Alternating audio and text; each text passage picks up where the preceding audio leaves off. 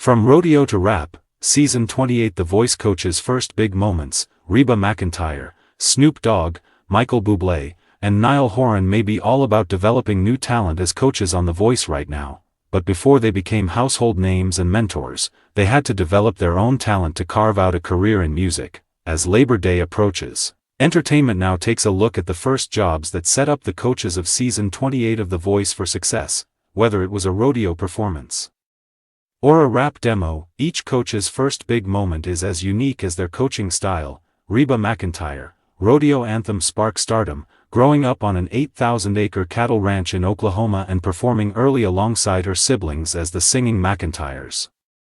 Reba's musical roots ran deep. According to NBC, Reba's breakout moment came in 1974 when she sang the national anthem at the National Finals Rodeo, where country star Red Steagall heard her and helped her secure a demo and a Mercury, then Polygram, records deal the following year. Reba's rodeo connection is one she's never wavered from.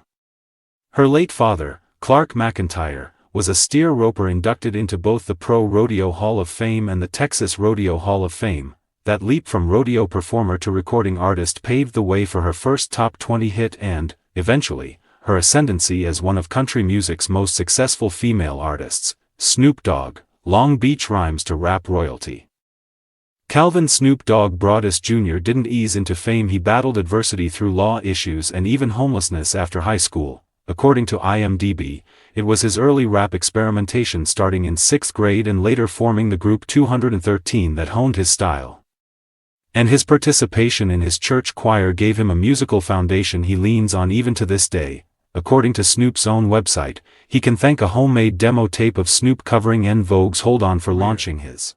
That tape found its way to Dr. Dre, who liked it so much he featured him on Deep Cover and on The Chronic in 1992. Snoop's rap career exploded with his debut solo album, Doggy Style, which debuted at number 1 on the Billboard 200 in 1993. Michael Bublé, jazz gigs, Prime Minister's wedding, and stardom. Michael Bublé's journey began as a child when he was inspired by his grandfather's love of old-school crooners like Bing Crosby, according to IMDb. In fact, Michael's first public gig came at 16 after his grandfather arranged singing opportunities with musicians he knew from doing plumbing work for them. In the early 2000s, an assistant to former Canadian PM Brian Mulroney caught one of Bublé's independent CDs and got him a wedding gig for the PM's daughter, where producer David Foster discovered him and signed him to a major label.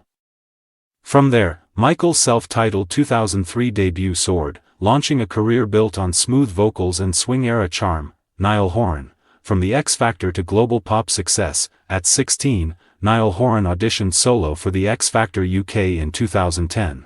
But it wasn't until judges grouped him with 4 other acts that One Direction was born, a formation that would become one of pop's biggest boy bands. After worldwide success with 5 studio albums, Horan has evolved into a successful solo artist and now brings empathy and experience back to the reality show world as a coach on The Voice.